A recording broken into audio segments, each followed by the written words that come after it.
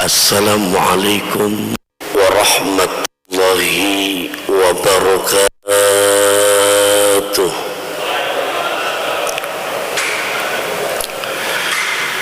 Alhamdulillahi ja'alana minan nasihin wa afhamana min ulumil ulama'ir rasikhin.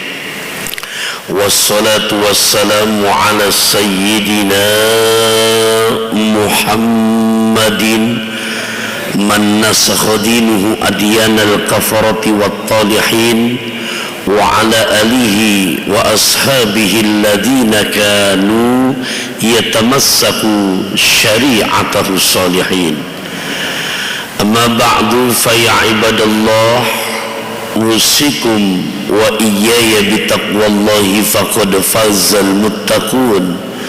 Ittaqullaha haqqa tuqati wa la tamutunna illa wa antum muslimun. Wa qala Allah ta'ala fi muhkami tanzil wa huwa asdaqul qailina a'udzu billahi minasy syaithanir rajim. Bismillahirrahmanirrahim.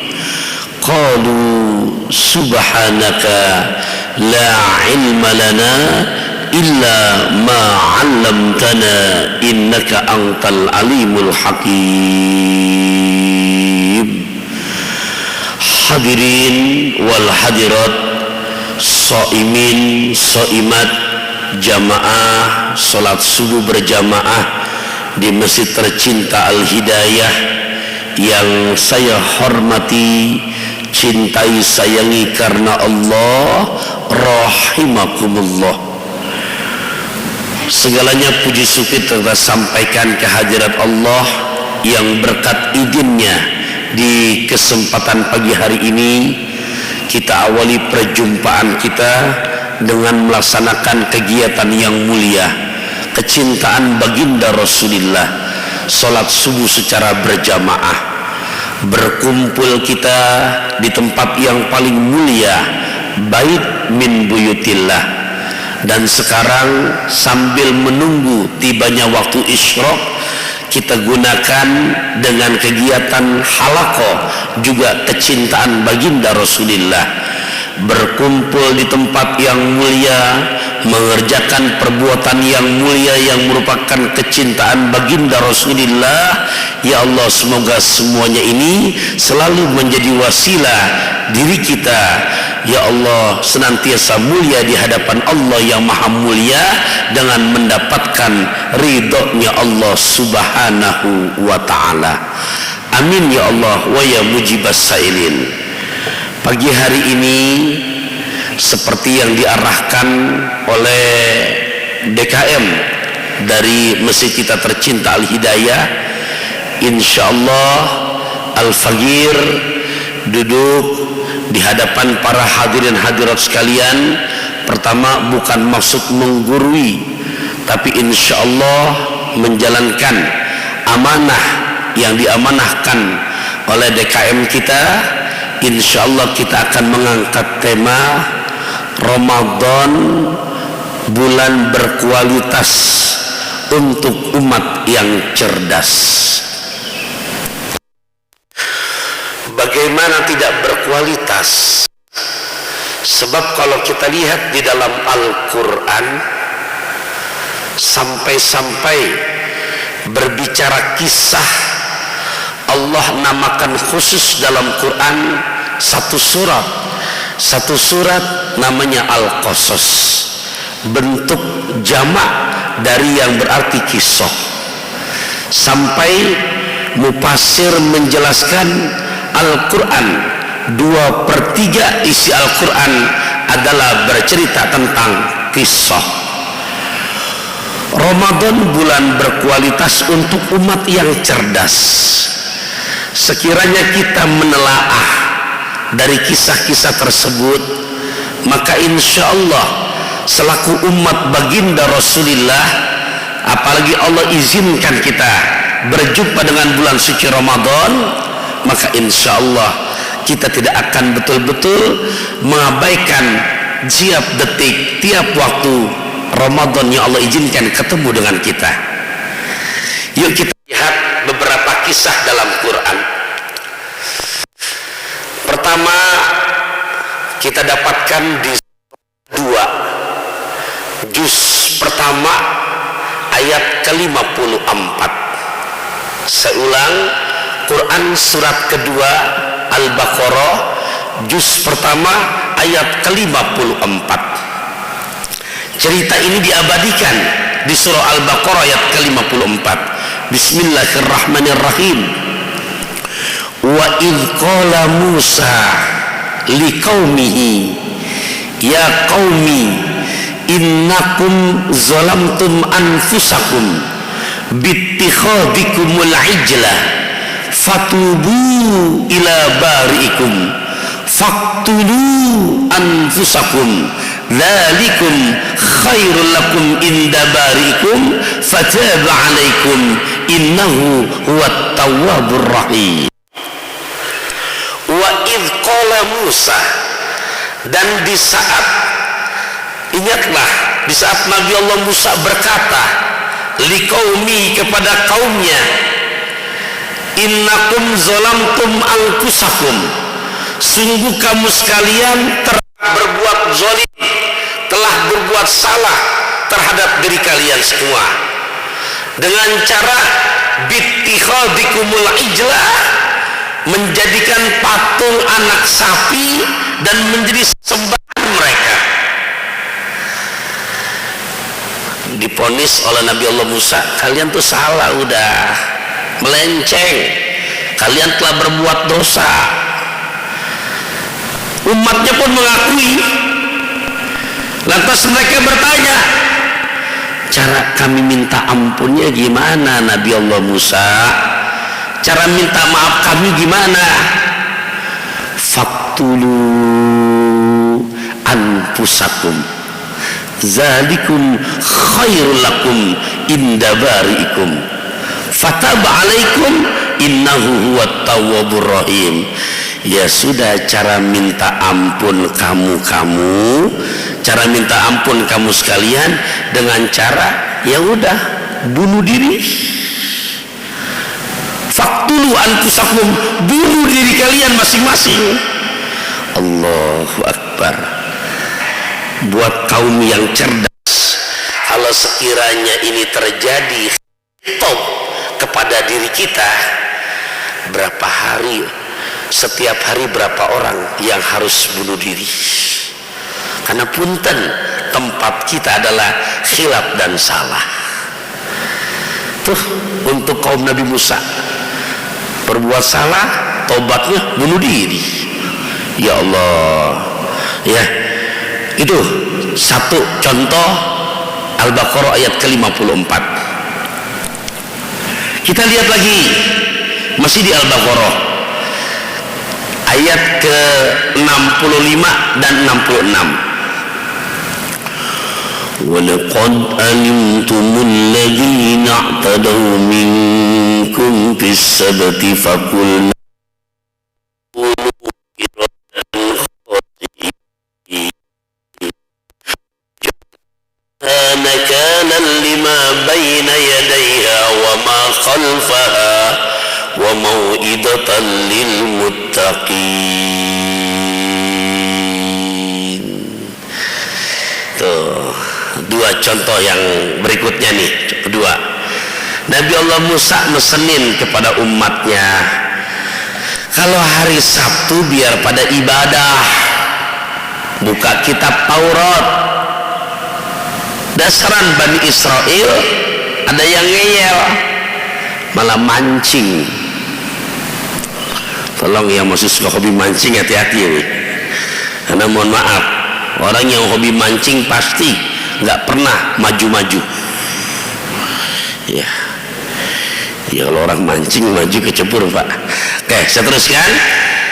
Di situ dipesankan, ngeyel, mereka malah mancing.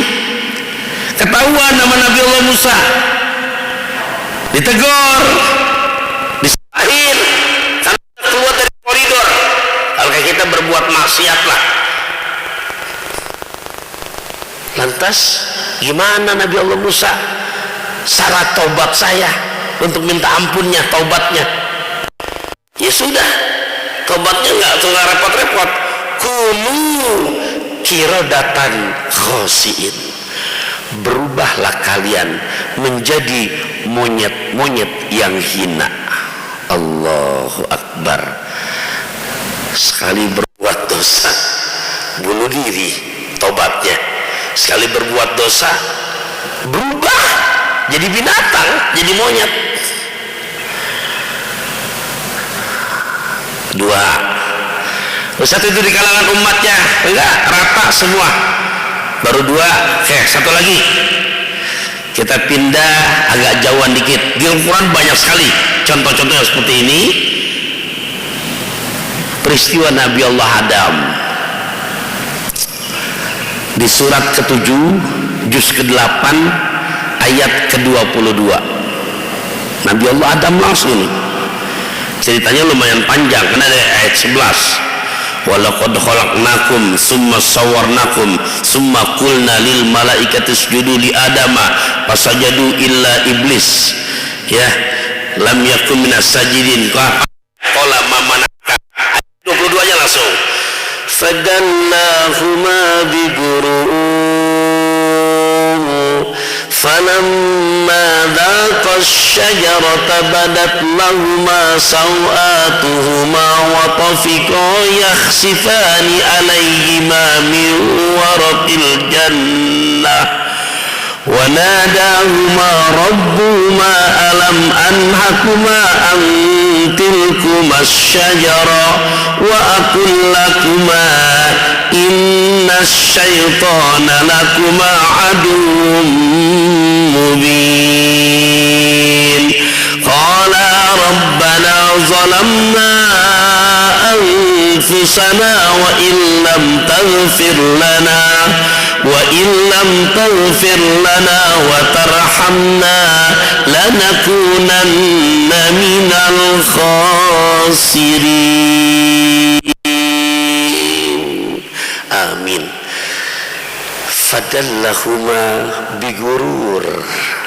Sekarang bukan umatnya lagi, nabinya langsung nih, Nabi Adam. Maka tak kala keduanya Adam dan Hawa tertipu daya oleh tipu daya iblis. Falamma, maka tak kala dzaqo, keduanya nyobain, bukan menikmatin, nyobain, nyicipin. Kalau nyobain nggak banyak, kalau nikmatin baru kenyang. Ya, kita kalau di luar Ramadan atau mungkin di saat acara bukber, MC kadang-kadang kurang begitu profesional.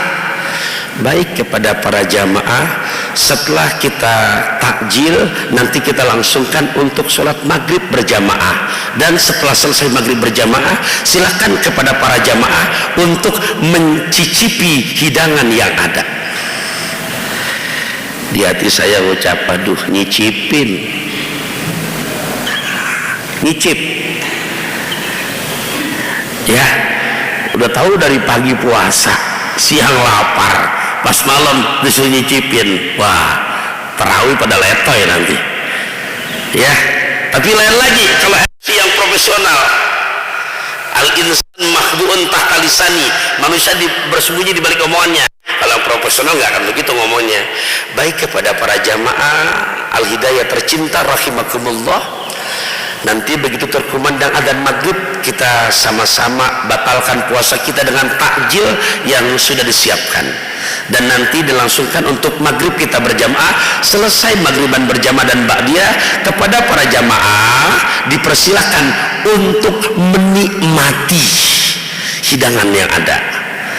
Itu MC ngomong gitu, Ustadz gitu. Waduh, bukan hanya kenyang, insya Allah pulang ayam pitik dimakan tikus dibawa ke loteng, ada plastik dibungkus, ada yang ditenteng, karena nikmatin jadi puas. Nah, Nabi Adam bukan nikmatin, bukan. Bahasa Quran paham itu, zaqa. Kalau bahasa kita tafadhal binuzul indana, tadawak, yuk cicipin dong, jangan diliatin doang. Nah, Nabi Adam di situ bahasanya di dalam Quran bersama istrinya bukan menikmati, tapi cuma nyicipin. Tapi begitu nyicipin, karena udah melanggar. Kan Al-Quran menyuruh jangan nyicipin, deketin aja jangan kok. Ini malah nyicipin dia, berarti melanggar. Allahu Akbar.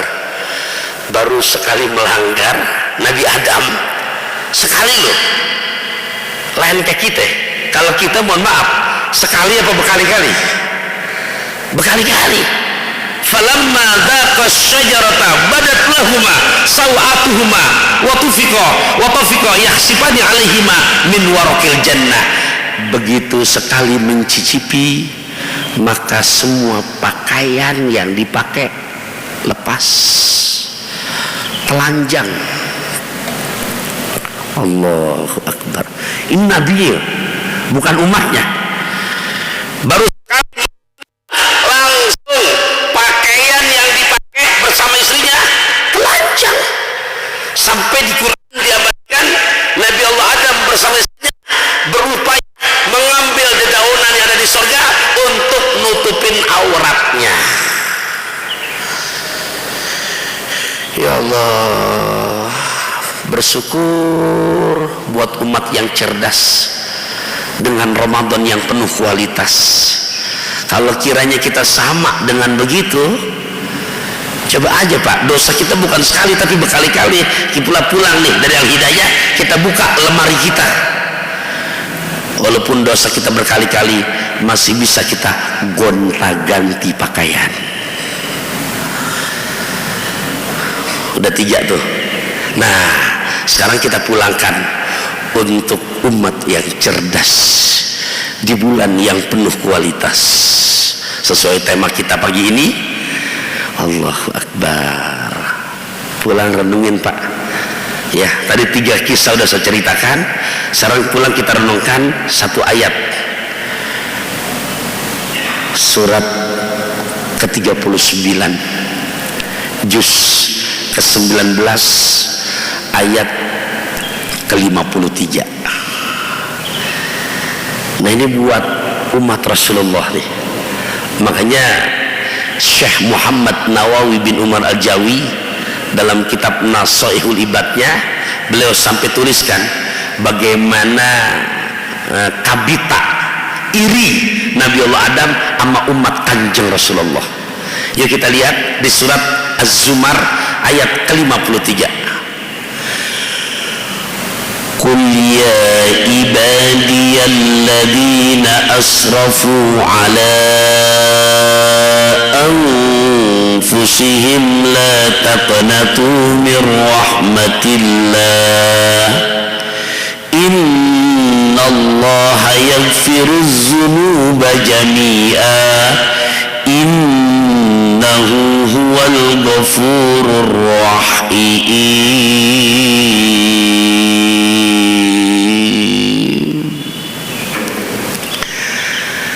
Qul, katakan ya Muhammad, ya ibadiyalladzina asrafu ala anfusihim. Bapak-bapak perhatikan cara Allah memanggil hambanya. Panggilannya lembut Pak, nggak kayak kita. Lisan kita kadang-kadang lemes. Ya Rabb, baru hebat ibadahnya, qiyamul lailnya, puasanya nggak kalah. Punten, ngelihat saudara-saudara kita yang di luar mungkin belum terketuk hidayah, ngelihat yang ternyata belum rajin ke masjid, belum terketuk hidayah, tapi kita kadang-kadang lisan kita lemes banget untuk memponis orang. Pemalas loh. Ngelihat yang penjudi, penjudi kamu. Ngelihat pemakan riba, pemakan riba kamu. Penjinah kamu, pembunuh kamu. Tulisan kita kadang-kadang manusia. Tapi lihat bahasa Al-Quran begitu lembut. Katakan kepada mereka ya Muhammad, kepada hamba-hambaku. Apa panggilan Allah? katakan kepada hamba-hambaku yang telah melampaui batas. Allah nggak memanggil objek dosanya loh. Allah nggak manggil hai penjina, hai pembunuh, hai pemakan harta anak yatim, hai pemakan riba. Katakan kepada hamba-hambaku yang telah melampaui batas. Ini tamparan buat kita, Pak, yang kadang-kadang kita nggak bisa menjaga lisan kita. Melihat orang yang belum dapat hidayah lantas memponis, pengobrol aurat kamu, ya Allah, saya ngomong buat diri saya, es kemong pakai roti, kalau ngomong hati-hati. Lihat bahasa Quran, memanggil para pendosa, memanggil kepada orang-orang yang keluar jalur agama. Wahai hamba-hambaku yang telah melampaui batas, la taqnatu mir rahmatillah, kamu sekalian jangan pada putus asa dengan rahmatku, karena sesungguhnya Allah mengampuni dosa-dosa kalian nggak tanggung-tanggung, jamiah, semuanya. Innahu huwal ghafurur rahim, dialah Allah yang maha pengampun lagi maha penyayang. Semoga dengan 4 ayat yang saya bacakan, pertama Al-Baqarah ayat 54, kedua Al-Baqarah ayat 65, ketiga Al-A'raf ayat 22, keempat Az-Zumar ayat ke-53, buat hamba Allah yang cerdas di bulan yang penuh kualitas, kita jangan abaikan. Mana apalagi hari ini kita sudah memasuki fase yang kedua. Fase apa itu? Wa awsatuhu maghfirah. Fase yang kedua dari tanggal 11 sampai tanggal 20 besok di bulan Ramadan, fase Allah mengobral, Allah mencurahkan maghfirah, ampunannya. Naik sedan saat di Mekah, pakai kacamata, pemberian bini, Ramadan bulan penuh barokah, semoga dosa-dosa kita Allah ampuni. Ya, yuk kita lanjutkan lagi. Kenapa dibilang Ramadan bulan berkualitas? Saya di rumah termasuk yang hobi koleksi kitab-kitab tafsir. Di antaranya ada buah karya Syekh Jalaluddin As-Suyuti, Abdul Mansur fi Tafsiri bil Ma'thur. Nah, perihal Ramadan bulan kualitas, mudah-mudahan masih punya waktu antara 20 menit ke depan sampai untuk Isra, ini menjadi renungan buat kita akan cerita ini, karena saya yakin jamaah yang hadir adalah orang-orang yang cerdas. Mana butuh yang cerdas, makanya nggak mau ketinggalan subuhan berjamaah. Nabi lagi ngeriung dengan para sahabat. Sahabat saksikan Nabi kayak kelihatan lagi bahagia banget karena senyum, tertawa riang gembira. Akhirnya para sahabat memberanikan diri untuk nanya, ya Rasulullah, kayaknya lagi bahagia banget ya Rasulullah. Nabi jawab, iya, aku lagi bahagia banget hari ini. Apa ya Rasulullah yang menyebabkan kamu bahagia? Aku lagi diingatkan dengan sebuah kisah. Kisah lagi, cerita lagi. Seorang nabi yang besok masuk surga tanpa ada pengikut, nggak punya umat. Siapa ya Rasul namanya? Beliau dari Bani Israel yang bernama Sami'un Al-Ghazi. Ini saya ceritain, yang udah tahu mudah-mudahan makin termotivasi, yang belum yuk makin semangat lagi sebelum kita ditinggalkan oleh bulan suci Ramadan. Kenapa? Karena jujur Pak, sekiranya tahun depan Ramadan lagi belum tentu ada jaminan kita ketemu lagi. Nah, ini yang sudah masuk fase kedua, biar makin semangat dan makin mengencangkan untuk keistiqomahan, berarti tarawih malamnya, siang puasanya, berbaginya dalam hal-hal kebaikan lah. Ya Rasul, gimana dengan hubungan dengan umatmu, dengan Nabi itu? Baru Nabi ceritakan, Sami'un al-Ghazi ini seorang Nabi yang nggak punya pengikut, kata Rasulullah, tapi dakwanya nggak tanggung-tanggung untuk liyalai kalimatillah, langsung mengangkat senjata berperang melawan lawan-lawannya yang anti ketauhidan, dan lawan-lawannya belum pernah menang lawan beliau, selalu tak terkalahkan, sehingga para lawan-lawannya mencari cara. Karena kalau ngelawan Sami'un al-Ghazi lewat perang, udah dijamin gak bakalan menang, udah selalu kalah. Padahal hanya mengandalkan senjata yang terbuat dari rahang onta. Akhirnya gak disangka hadirin, lawan-lawannya bisa bernegosiasi dengan orang terdekatnya, yaitu istrinya langsung. Jadi istrinya mau diajak berkhianat karena diiming-imingin harta. Istrinya langsung yang melakukan cara untuk mengalahkan lawannya, yaitu suaminya sendiri.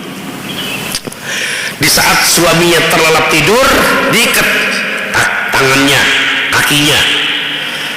Begitu Sami'un al-Ghazi terjaga dari tidurnya, dia nanya, siapa yang ikat saya ini? Istrinya jawab, aku bang. Kenapa kau ikat suamimu? Aku hanya ngetes kekuatan abang. Tersenyum Nabi Sami'un al-Ghazi, dia hentakkan dikit tangannya, dihentakkan kakinya, putus. Di hati istri berkata, belum berhasil ikhtiar saya. Lapor lagi tuh, main belakang sama lawan-lawannya itu. Dikirim tambang kapal, kalau keamanan tali ditambang. Begitu suaminya lengah terlelap tidur, diikat lagi tangannya, kakinya. Terjaga beliau dari tidurnya. Ditanya, siapa yang ikat saya? Jawab lagi istrinya, saya. Kenapa kau ikat suami kamu? Aku ngetes kekuatan kamu bang. Begitu dihentakkan tangannya, kakinya, putus itu tambang. Istri berkata lagi, belum berhasil ikhtiar saya. Dikirim lagi berikutnya, rantai kapal, bukan tambangnya, rantai. Begitu suaminya terlelap tidur, diikat tangannya, kakinya. Begitu terjaga kaget, udah diikat. Dia nanya, siapa nih yang ikat saya? Aku bang. Dia hentakkan lagi tangannya, kakinya, putus rantai kapal. Nggak mampu, diikat tali putus, tambang putus, rantai putus. Akhirnya istri dengan segala macam tipu dayanya dirayu suaminya. Bang, abang kuat banget ini, kekuatan begini dari mana sih sumbernya? Dari Allah. Dirayu-rayu nih, bang, kira-kira ada nggak sih rahasia kelemahannya? Suami dengan polosnya cerita sama istri, ada kelemahannya. Kelemahannya di mana? Nih, di rambutku. Siapa yang bisa motong rambutku, lantas potongan rambutku yang panjang ini bisa dipakai buat ngikat tangan dan kakiku, udah aku nggak ada berdaya. Tuh, jadi di kitab bapak-bapak rambut, ini sambil ngelurusin cerita. Karena di film-film di Indonesia yang kita kenal, film Samson Anak Betawi, itu ketiak, nggak tepat itu rambut yang benarnya. Ya kan, suka dulu Samson Anak Betawi, Nabi Sami'un al-Ghazi. Begitu dia tahu, dia tunggu lengannya suaminya. Begitu suaminya lengah, dicukur rambut suaminya. Nah, boleh cukurannya itu dipakai buat ngikat tangan dan kakinya. Begitu sudah terikat, dia terjaga dari tidurnya, benar udah nggak bisa apa-apa, nggak bisa diputusin itu. Padahal tadinya mau tambang, rantai, putus. Ini rambut dikit kan ke kakinya, ke tangannya, nggak berdaya udah. Lapor, nih objek kita udah ketangkep, ambil. Tuh, berkhianat istrinya karena tergoda dengan bujuk rayu harta yang berlimpah. Ketangkaplah Samyun Al-Ghazi, diseksa, dicongkel kedua matanya. Dalam kondisi gak berdaya, Samyun Al-Ghazi berdoa, ya Allah, sekiranya engkau izinkan kekuatanku engkau kembalikan lagi, ya Allah, aku minta maaf karena aku telah berbuat khilaf, membuka rahasiaku kepada orang terdekatku, karena anggapannya namanya istrinya, masa saya mungkin akan berkhianat. Aku minta maaf ya Allah, tapi sekiranya engkau kembalikan kekuatanku, aku janji ya Allah, pertama akan aku kalahkan semua lawan-lawanku ini, akan aku binasakan semua. Dan yang kedua, aku bernazar, aku akan beribadah selama 1000 bulan. Nazarnya tuh beribadah selama 1000 bulan. Pak, ibadah 1000 bulan yang dinazarkan oleh Samyun Al-Ghazi udah nggak sama kita. Pertama 1000 bulan bukan waktu yang sebentar, 83 tahun 4 bulan lamanya. Umur kita yang belum sampai nih belum tentu nyampe segitu. Yang kedua, nazarnya Samyun Al-Ghazi akan ibadah itu full, malamnya full, dari waktu malam nyampe subuh full, nggak ada pakai ngantuk-ngantuknya. Beda kayak kita mau urusan ibadah kadang-kadang mohon maaf sepat gabus lele, cepat bagus nggak bertele-tele. Selalu mindsetnya tuh pengen yang cepetan. Kita mau ibadah kita mohon maaf ya Allah, nih ngaji begini, masjid kita emang enak, biasanya kalau nggak diingetin tempat yang paling laku 2, kalau nggak tiang senderan. Ya nggak apa-apa ya, nyender terusin. Saya juga punya senderan, cuman saya takut kasihkan kipas angin, masjid nyaman. Biasanya udah nyender begini, obat batuk dari Borobudur, mata ngantuk nggak berasa tidur. Itu model kita ya. Saya sadar tadi saya cerita Pak Anton ya, alhamdulillah saya bilang semalam aja nyampe rumah kurang lebih jam 2-an gitu kan, karena kebetulan memang kalau yang semalam nonton kan ada live jauh dari BS itu di SCTV ya, siaran langsung semalam tuh. Hadirin rahimakumullah, itu modal kita ibadah ya. Nah Samyun Al-Ghazi full selama 1000 bulan, nggak ada pakai tidurnya, full sholat. Dan dia bernazar selama 1000 bulan siang harinya akan puasa. Lah puasanya nggak pakai ada libur-liburnya, full 1000 bulan.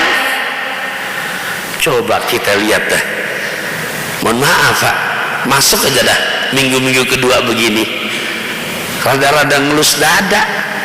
Pekerjaan nggak berat-berat banget kok, sakit ya enggak, bepergian enggak ya, timbang nyupir angkot muter-muter Bogor. Kita tahu KTP-nya Islam, emang kita kenal orangnya agama Islam, tapi bisa. Aduh, lulus dada kita. Kue cincin janda sturi, lu mah miskin gak tahu diri begitu. Bener loh Pak. Kenapa? Karena ya, bukan bahasa saya, Nabi yang mesenin. Apa kata Nabi? Man aftara yauman min Ramadana min ghairi rukhsatin rakhasahallahu ta'ala lahu wala maradin lam yakdihi saumud dahri wa in somahu, rawahu Tirmizi wa Abu Dawud. Apa artinya? Ini pegang banget nih hadis Nabi ini. Nabi mesenin banget, Nabi wanti-wanti banget. Man saha-saha jalma aftara yang dia nggak puasa berbuka yauman cuman sehari di bulan suci Ramadan min ghairi rukhsah, enggak musafir, enggak seger tapi enggak puasa. Apa kata Rasulullah? Allahu Akbar, lam yakdihi saumud dahri kullihi wa in somahu.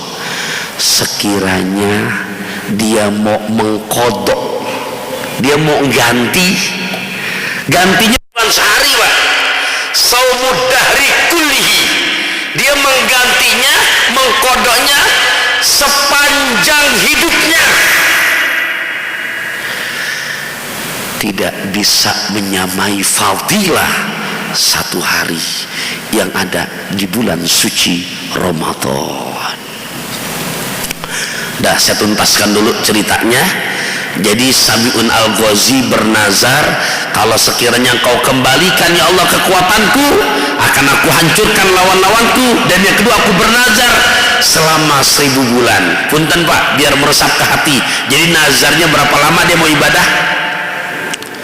Berapa lama? 1000 bulan. Nggak mau berhenti ibadah. Dikembalikan kekuatannya Pak, benar, dihancurkan lawan-lawannya. Setelah selesai beribadah beliau selama 1000 bulan. Tuh cerita Sabi'un Al-Ghazi. Begitu Nabi diceritakan tentang cerita ini, yang menyebabkan Nabi tersenyum bahagia. Kenapa? Turun ayat inna anzalnahu fi lailatul qadr wa ma adraka ma lailatul qadr lailatul qadri khairun min alfi syahr. Ini yang menyebabkan Nabi bahagia. Kata Nabi, aku bahagialah. Kenapa? Pertama, umur umatku kan baina sitin wasab'in. Umur umatku paling berkisar 60-70. Itu kalau ngikutin cara Nabi. Coba kalau kita lihat Imam Syafi'i, nggak nyampe segitu. Lahir 150 Hijriah, wafat tahun 204 Hijriah. Berarti umurnya Imam Syafi'i cuman 54 tahun.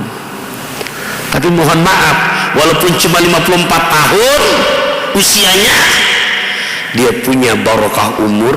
Apalagi Ramadan begini, beliau mampu menyelesaikan dalam satu hari 2 kali khatmul Quran.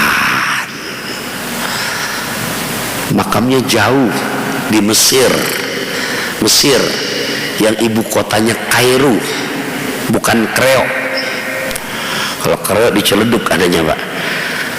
Itu Masya Allah 54 tahun usianya, tapi barokah umur yang Allah berikan. Sampai sekarang sama orang Bogor, buat yang cinta ilmu, buat cinta ya ilmu, apalagi secara keturunan beliau masih saudaraan dengan Rasulullah, pasti nggak tahu dengan bagaimana kedahsyatan keilmuan Al-Imam Asy-Syafi'i.